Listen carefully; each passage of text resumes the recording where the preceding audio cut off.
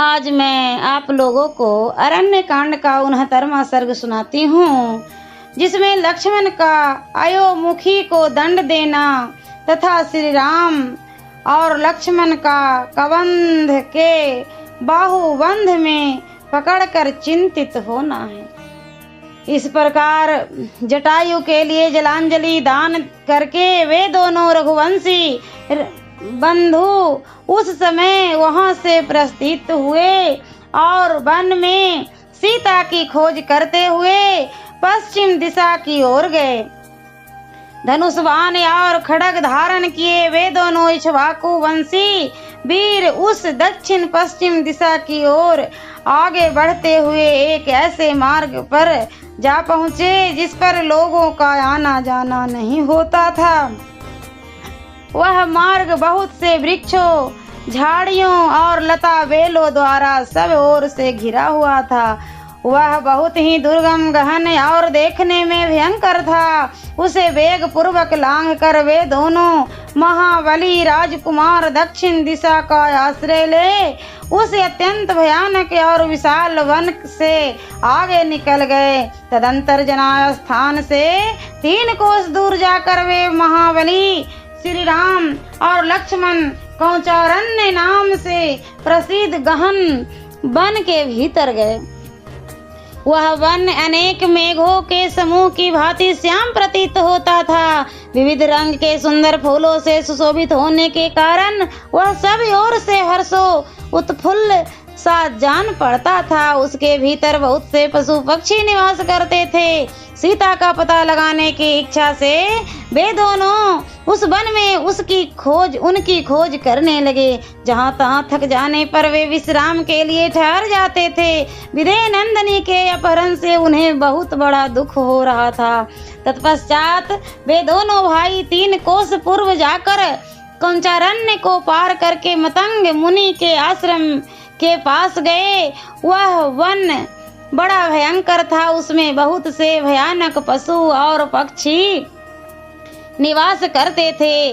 अनेक प्रकार के वृक्षों से व्याप्त वह सारा वन गहन वृक्षावलियों से भरा था। वहां पहुंचकर उन दशरथ राजकुमारों ने वहां के पर्वत पर एक गुफा देखी जो पाताल के समान गहरी थी। वह सदा अंधकार से आवृत रहती थी। उसके समीप जाकर उन दोनों नरश्रेष्ठ वीरों ने एक विशालकाय राक्षसी देखी जिनका मुंह बड़ा विकराल था। वह छोटे छोटे जंतुओं को भय देने वाली तथा देखने में बड़ी भयंकर थी।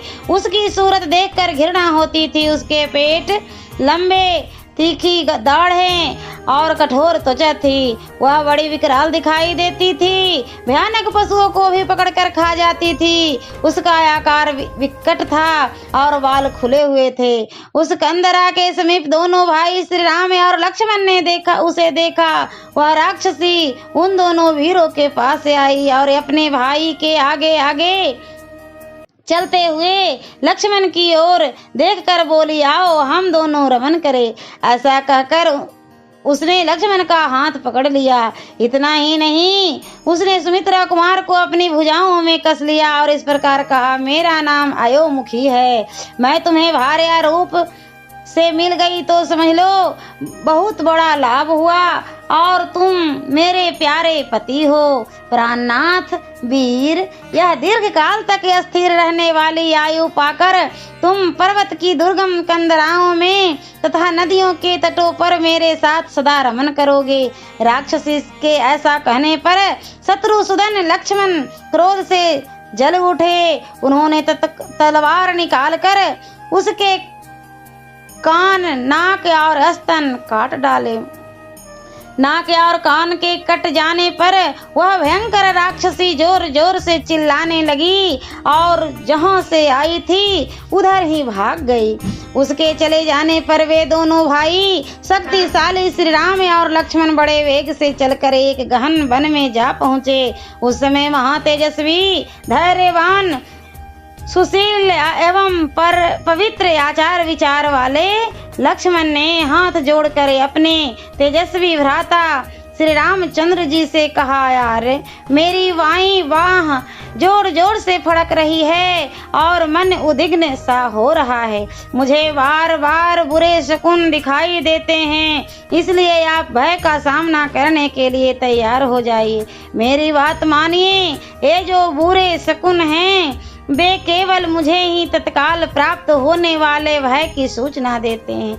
यह जो बंजुल नामक अत्यंत दारुण पक्षी है, यह युद्ध में हम दोनों की विजय सूचित करता हुआ सा जोर जोर से बोल रहा है। इस प्रकार बलपूर्वक उस सारे वन में वे दोनों भाई जब सीता की खोज कर रहे थे, उसी समय वहां बड़े जोर का शब्द हुआ जो उस वन का विध्वंस करता हुआ सा प्रतीत होता था।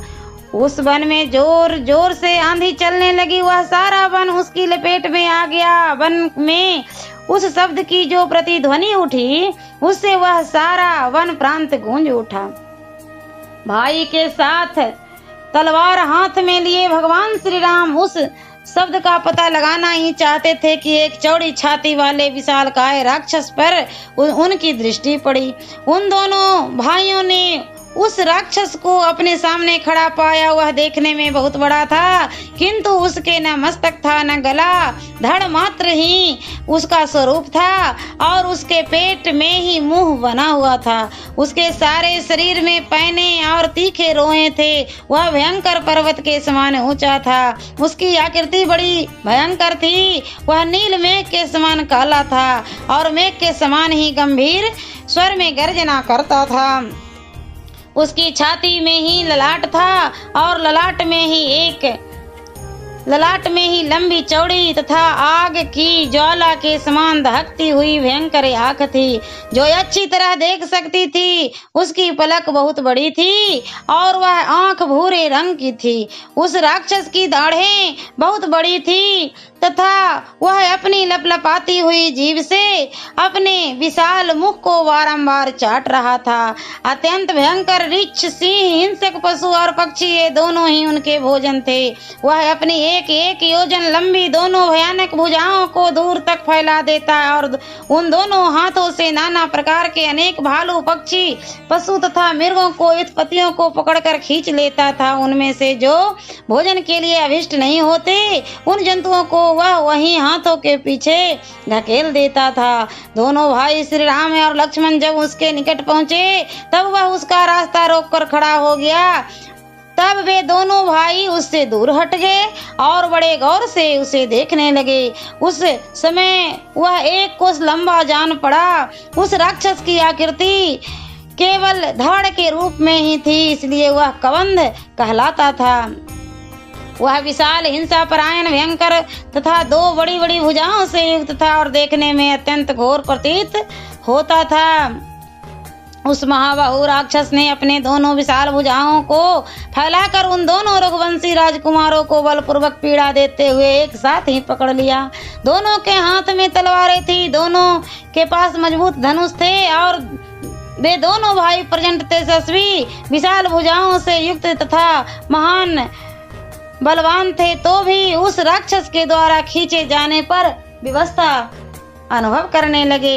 उस समय वहां सूरवीर रघुनंदन राम तो धैर्य के कारण व्यथित नहीं हुए, परंतु बाल बुद्धि होने तथा धैर्य का आश्रय न लेने के कारण लक्ष्मण के मन में बड़ी व्यथा हुई।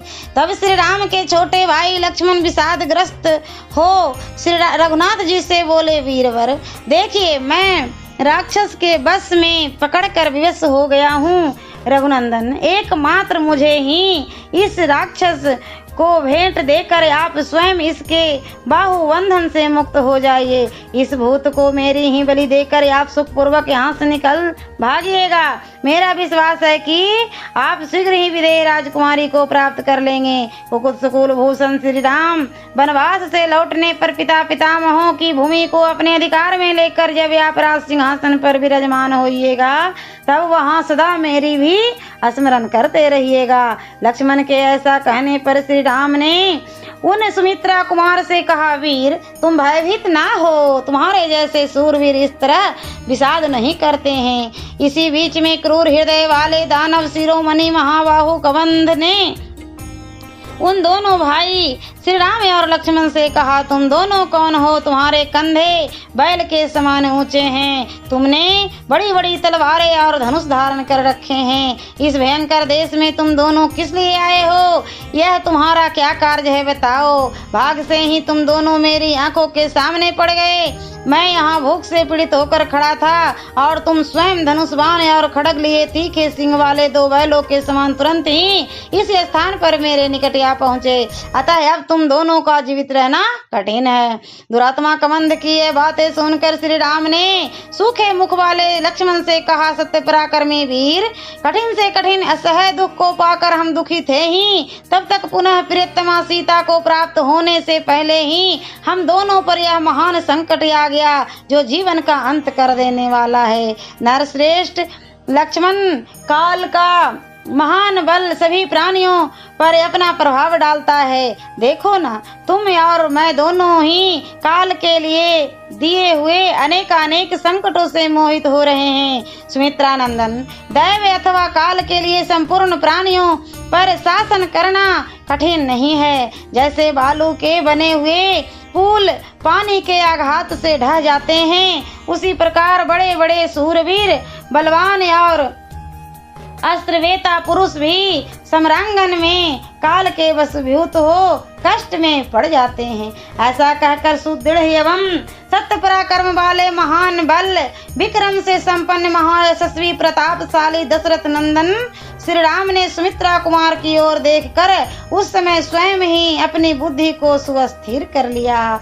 सियावरे रामचंद्र की जय।